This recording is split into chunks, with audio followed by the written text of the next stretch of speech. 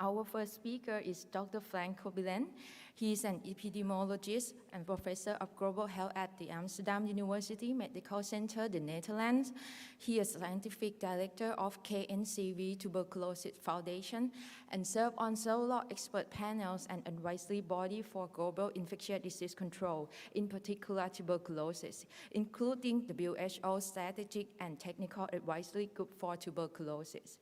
His topic is new TB diagnostic and biomarkers. So please join me. Welcome, Dr. Cobelens.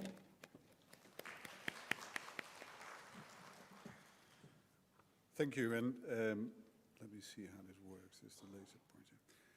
Thank you very much for the organizers to invite me and for the opportunity to be here. Yeah, there we are. I will be talking about novel TB diagnosis and biomarkers. This is my declaration of interests, and this is what I'm going to talk about. And I'll start about what's new in TB diagnosis. I was here last year, gave an overview of diagnostics in TB, and I know Professor Prapan wouldn't like me to just repeat that presentation, so I'm only going to focus on what's new since last year, and then move to the biomarkers and to the various type of biomarkers there are and their potential for use in TB diagnostics, and then some concluding remarks. So what's new in TB diagnosis since last year? Well, not an awful lot, actually. There is something going on in the molecular assays, in the point of care or near care molecular assays. You all know about GeneXpert and GeneXpert Ultra. There is the TB LAMP assay that has been endorsed a couple of years ago by the WHO. But there was actually a rapid communication out this week by WHO that announced that this new test, TrueNAT, not HIV-NAT, but TrueNAT, MTB Plus, produced by the Indian company MolBio, actually showed pretty good results in a large study by finding a number of countries compared to TB diagnosed by culture, an overall sensitivity of 83%, an overall specificity of 99%, and that they expect this to be to issue guidelines, recommendations about its use in the coming months. This is, I think it's slightly more complex preparation than in GeneXpert, but it has sort of same turnaround time. Another thing that's really new is urine diagnostics. You're probably aware of lipoarabinomannan testing, which really took off when ELEA came out a couple of years ago with this lateral flow test. Now the Fuji company has done something similar, and they really have shown that the relatively poor sensitivity for lipoarabinomannan testing thus far was mainly an analytical problem, because this test clearly shows a much better sensitivity. So this is a study that was done by Andrew Kirchhoff in South Africa among among people living with HIV, two cohorts of presumptive TB patients. And as you can see here, both for extrapulmonary TB, the Fuji LAM test performs much better, and especially also for pulmonary TB. And this is looking at extrapulmonary TB, the various types. And what you can see is that in particular for TB meningitis here and for pleural tuberculosis, the sensitivity of Fuji LAM on urine is much better than for ELEA, for the ELEA tests. And we are expecting a WHO recommendation on that soon as well. So these are really the things to look out for. But this is basically what's there. There isn't an awful lot new at the moment. So I will move on to the diagnostic potential of host biomarkers. There is a lot of interest as of recent in biomarkers. This shows you what you get if you just type tuberculosis and biomarker in PubMed. You get almost 5,000 hits, more than 1/3 published since 2015. So there's really an epidemic of biomarker papers, and there is I think potential use in the number of fields that are of relevance today. I think these are the four use cases that are important, especially also correlates of vaccine protection. But what we're going to talk about now today is about diagnosis and triaging and prediction of TB disease or diagnosis of incipient tuberculosis. WHO put out target product profiles for that, and these TPPs are meant to guide test manufacturers, researchers, and funders as to what is needed by the field, so that we don't come up with things that we basically don't need, and also that they are evaluated in the right way. This is one of them. This is one for a non-sputum-based biomarker test for TB detection. The rationale of having such a test is that it allows us to better diagnose extrapulmonary TB and also diagnose pulmonary TB in patients that do not expectorate. And we know that this is often true for people with HIV. The desired characteristics of such a test would be that it could be used at a health post level without a lab, that it should be same-day diagnosis, so point of care, minimum sensitivity of 80%, depending a bit on the type of disease, and a minimum specificity of 98%. There is another one that is for a community-based triage test. Now, here, this is a test that would allow you really at a community level, at a health post level, at the first contact point of a patient with symptoms, to actually sort of triage a patient as to, yes, this patient may have tuberculosis, or no, this patient won't have tuberculosis. So it is really meant to triage patients for further diagnostic procedures. So the desired characteristics there would be that it can detect, or at least give an idea about pulmonary and or extrapulmonary TB, can be used at community level, would be rapid, allow immediate referral, have a high sensitivity. That's what you require of triage tests. It's a rule-out test, and not necessarily a very high specificity. Specificity is then a matter of cost effectiveness, basically. So it has to be very inexpensive. You don't want something expensive. So you want to come up with things like a lateral flow test, or maybe what I know that people are now looking at is a cough app. You just cough at your cell phone, and it will tell you, yes, you might have tuberculosis. So something very simple. And then there's another one for which WHO put out a TPP 2 years ago, and that's for a TB prediction test. And I think the thinking now is that a test that would allow you to tell that a particular person will get TB in 1 or 2 years' time is basically a test for what they call nowadays incipient tuberculosis. So it's basically a test for someone who doesn't have clinical tuberculosis yet, but is there in those months, and we now know it's months before they actually get clinical TB. So you actually want to diagnose the patient already here. And the rationale for having that is that it will allow better targeting of preventive treatment. Sometimes it means you actually have to give curative treatment, so you diagnose much earlier, before transmission starts at scale. So, for example, in exposed household context, but for example, also in people with HIV on ART who, for example, have had a short course of preventive treatment already. It should be used at the health post level by staff with minimal lab training. Doesn't necessarily have to have an awful lot of sensitivity or specificity, at least not at minimum, but should allow for same-day results. And you'll be looking at test costs for around up to $5, so not tremendously cheap, but also not too expensive. And why we think that this is actually true, this incipient TB idea, is very well illustrated by this paper by Tom Scriba from South Africa, where they looked in these large cohorts of household contacts of infectious TB patients, followed them up for getting TB, and this is this time point 0. This is when these people got their tuberculosis. This is the time until they got it.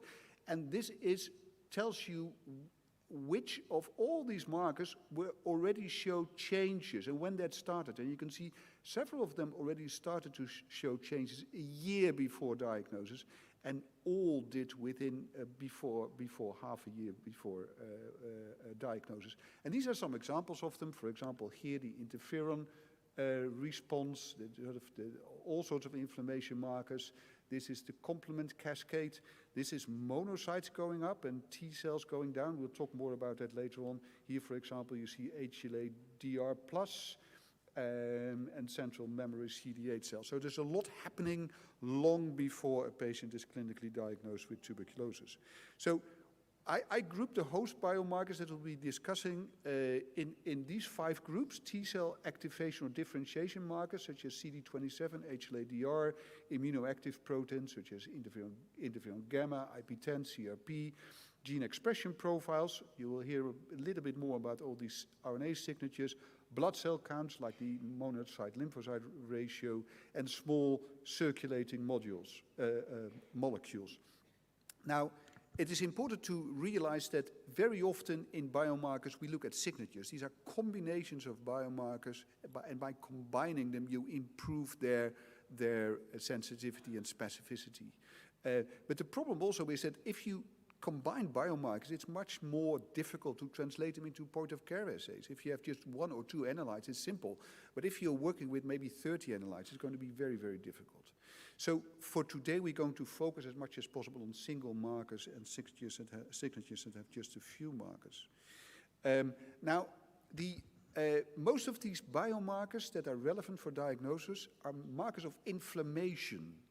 And different aspects of them are different for different diagnostic use cases, but it's important to realize that if you look at diagnosis or triaging, you want your biomarker to indicate TB-specific inflammation. So, for example, CRP is an acute phase protein, and we know, yes, it is increased in patients with TB, but it's also increased in a number of other infectious diseases.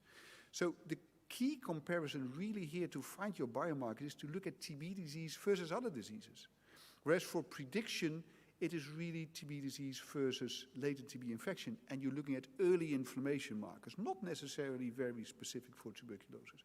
And screening, we won't talk much about screening, but just to give you an idea, so this is in healthy populations to see who might have tuberculosis, for example, an active case finding. You would be looking for any inflammation, and you would compare, your main comparison would be TB disease versus the healthy.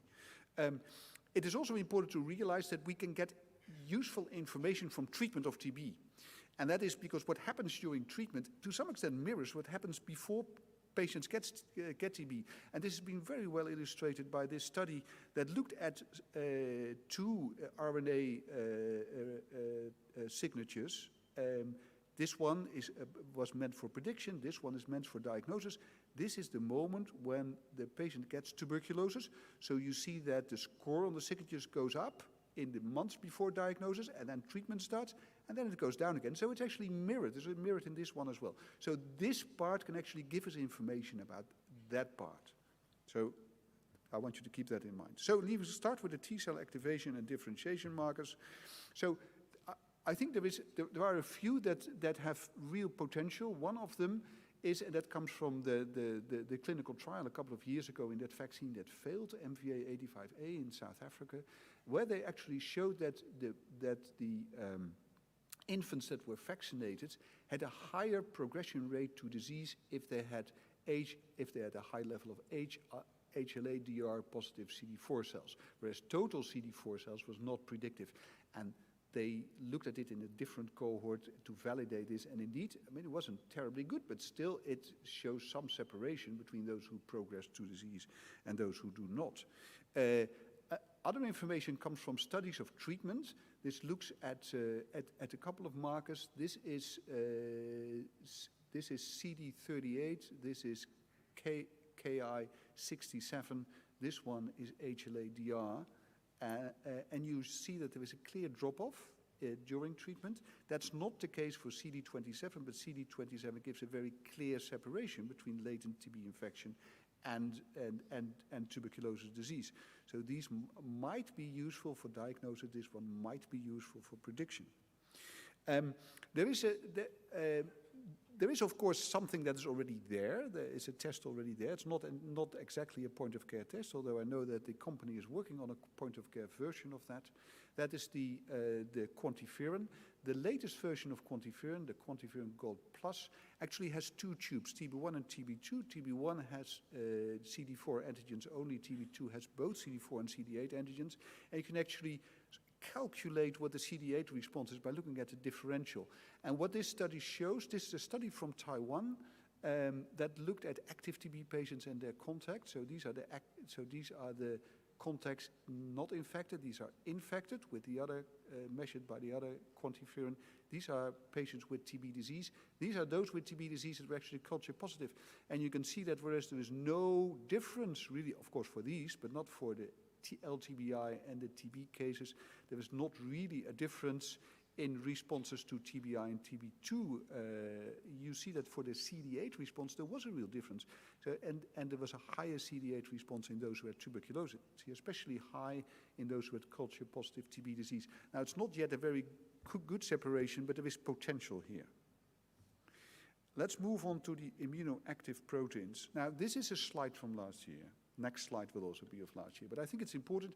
This is the study that was that I think really showed that CRP is promising in TB. There was a study among HIV-positive adults initiating ART in Uganda, and they used CRP, point-of-care CRP testing, and had sputum culture as the reference standard. And you can see there was a pretty good sensitivity and specificity. And if you took an 89% sensitivity, your positive predictive value that the patient actually had tuberculosis was 34%, so that was really great. However, I think we have to keep in mind that this is, so patients starting ART is a sort of comparison with healthy subjects to some extent. So if you, and this is exemplified by this systematic review that looked at 9 different studies for CRP as a triage test. So this is the curve, and this is where these studies are. But you can see that in outpatients, HIV outpatients, HIV positive and HIV negative, so there's a reasonably good specificity, that's the green bar, but in inpatients it's actually much lower. So and this is probably because here patients have all sorts of diseases that also raise your CRP. And another example comes from IP10. I think IP10 is another immunoactive marker that I think has a lot of interest.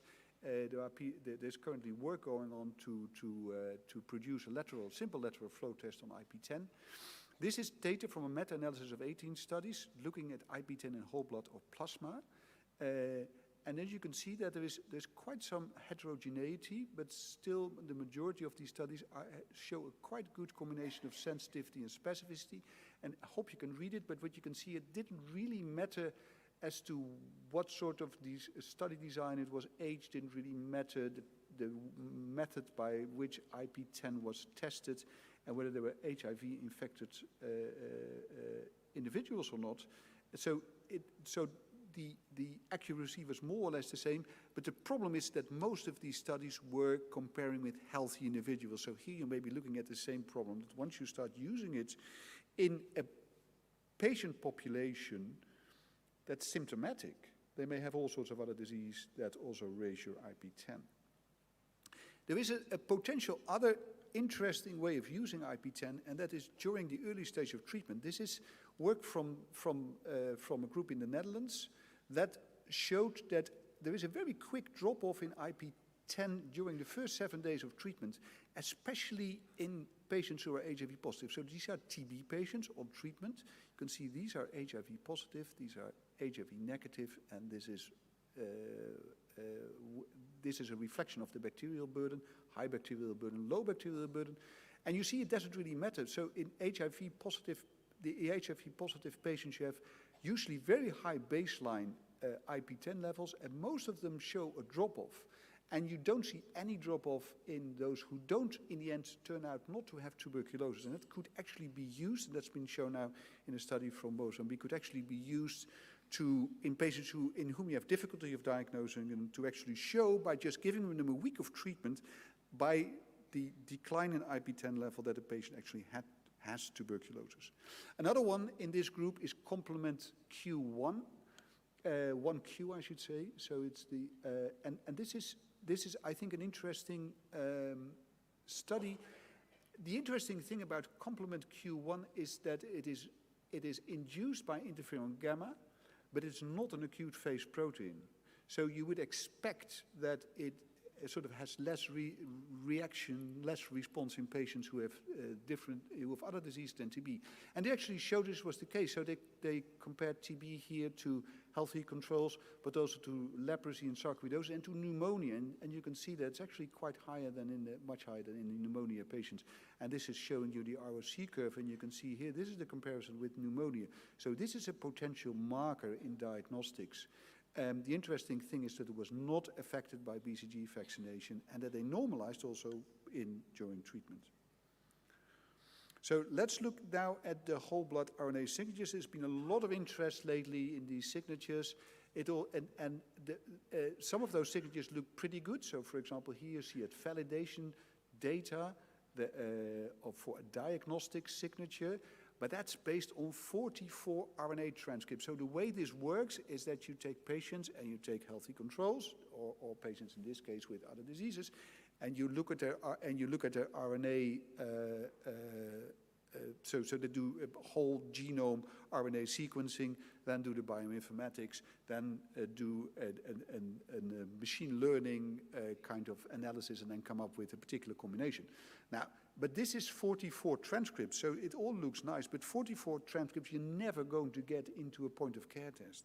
So it's all fine, but can we do anything with it? The same, I think, to a large extent is true for this progression to disease signature that got quite some attention. It was published in The Lancet 3 years ago by Zak et al., also from South Africa, which really showed that you could actually predict that someone would get tuberculosis, as you can see here in the validation cohort, but it's still 16 genes, so a very difficult thing to put in a simple test. So people have been looking at simpler, smaller signatures. This is one. This was a prediction signature coming out of that same group in South Africa. And you see here the validation data.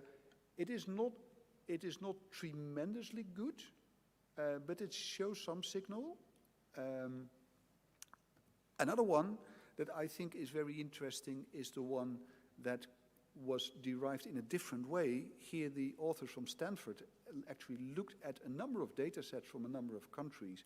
So they were bioinformatics data sets. And then they just run their algorithms, and they came up with this 3-gene transcriptional signature. And what this is showing you is how it performs when you compare active tuberculosis cases to healthy controls, so a sort of screening kind of use case. And this is the validation set, and you see that here in this, and in this cohort, so they look at the various cohorts, there was actually quite good performance. This is doing the same thing, looking at other diseases, and you can see that there is a reasonably good performance in some of the cohorts for this one. And this is looking at prediction, and actually there it was pretty good. It was one of the better performing signatures. So this 3-gene signatures got a lot of attention. It was one of the signatures that was studied in a head-to-head comparison, taking the same sort of approach, putting all sorts of bioinformatics cohorts together and then running the signatures. This looked at 24 transcriptomic data sets, and they came up with, so this is the whole list, this is the area under the curve, specificity, the negative predictive value at a certain prevalence. And they showed that there were 2 of these signatures. There was this one that I just mentioned, and this one that met the minimum target product profile requirements for a triage test. Now the problem here is this is looking at RNA, and this is largely meant as a triage test when you use it as diagnosis. And the question, of course, can you ever put this in a test that with just $1 or $2? Probably not. So it means that triage will be, this technology will probably not be useful at all for triaging, even though a lot of research funding is going into it, to be honest. But there is potential, I think, for prediction, and that's what's shown by this head-to-head comparison. That's not yet published, but it's out on the internet, looking at 17 published RNA signatures, again doing this meta-analysis in various cohorts. They found an overall of these were the 8 best performing signatures that you see here. Now the first thing that you see is this is the interval to diagnosis of TB, and you see that clearly they become better when you get closer to diagnosis, as you would expect based on what we showed earlier. Overall area under the curve was 70 to 77%. They more or less behaved all in the same way, had more or less the same performance. At the specificity of 90%, sensitivity for the 3 months interval was pretty good, for 2-year interval not very good, and at the pretest probability of 2%, the positive predictive value that this person actually gets tuberculosis in over a certain period of time was less than 10% for 2 years, more than 10% for 3 months. This is comparing it to our current IGRA. It's only 2 to 4%. So it's better, but we're not yet there, but it's promising. Now, a few words about circulating cell counts. The main thing to mention here is the monocyte to lymphocyte ratio. And this shows you data from 71 patients with active pulmonary TB and cured TB patients. And you can see that those with active pulmonary TB clearly have higher ratios of monocytes to lymphocyte counts compared to those who have cured TB or to those who have latent TB infections or are healthy controls. And interestingly, it is, as you can see, it's mainly the monocytes that are the monocyte absolute count that are clearly higher, whereas the lymphocyte count is actually lower than in cured TB patients or in LTBI. So this is an interesting one. And there have been 2 studies looking specifically, and there's work going on also here at HIV-NAT and Chulalongkorn to look in the cohorts here. But what they actually showed is that this is from HIV-infected adults starting ART in South Africa. This is the one for the 5% highest ML ratio. You can see that this really predicts that that persons get tuberculosis over a short period of time.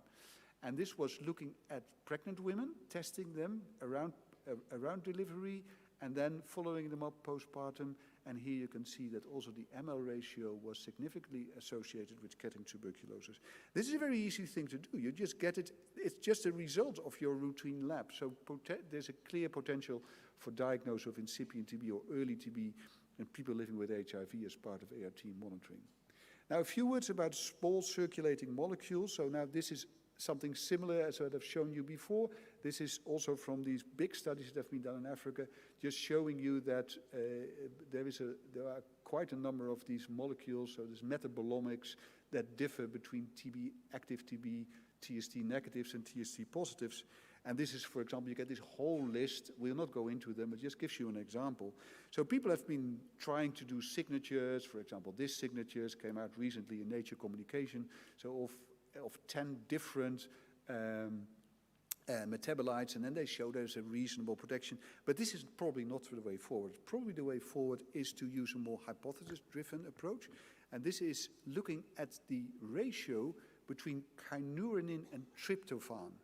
And this ratio is altered by the activity of an enzyme that's called indiolamine 2,3 dioxygenase, known as IDO. And we know that IDO is a very important enzyme in the integrity of granuloma. It's also very important in the protection against cancers. So, for example, IDO blockers are now in vogue for treatment of various types of cancers. And this is a study from among 754 HIV-infected adults in South Africa. They were followed 6 monthly for 4 years. And you can see that this is the so this is the time point. This is 12 months before tuberculosis. This is the time when tuberculosis is diagnosed. This is during treatment. You see a very nice increase in IDO during that time point. The increase already starting from half year before treatment. So there is. And you see also here a very clear separation when you just look at the averages. So there is really a potential here. They're not easy to measure, but they could potentially also be measured in breath, and we're working on that at the moment in our institute. Some concluding remarks. First, biomarkers may behave differently in different subgroups. It's very important to realize. Most of the markers, even though I've given you a few examples in HIV-infected populations, most have been studies primarily in adult HIV-negative patients. So in the HIV-infected, where we know there are low CD4 counts, and where there could be potentially different responses, they may behave differently. The same is true for children, so these biomarkers need to be validated in various subgroups. The second one is that we know, at least for these signatures, but probably also biomarkers, may behave differently in different geographic populations. This is looking at some of those signatures, the RNA signatures, and this is a comparison between various cohorts in Africa. So you can see here quite a bit of difference here. So that means already within Africa there were clear differences in performance. That may reflect genetic background, it may reflect comorbidities, maybe other things, but it shows that there is a clear need to validate biomarkers outside Africa before we're going to use them at scale. And then finally, there is, and I've already said that, there is a clear need to translate biomarkers and signatures to field feasible platforms. Point of care tests that require limited staff skills, that can be done with limited laboratory requirements and that are inexpensive, and ideally that are non-invasive, such as saliva tests or breath tests, as you can see here. So there is clearly still work to be done, and I will leave it at that, and thank you for your attention, and happy to take any questions.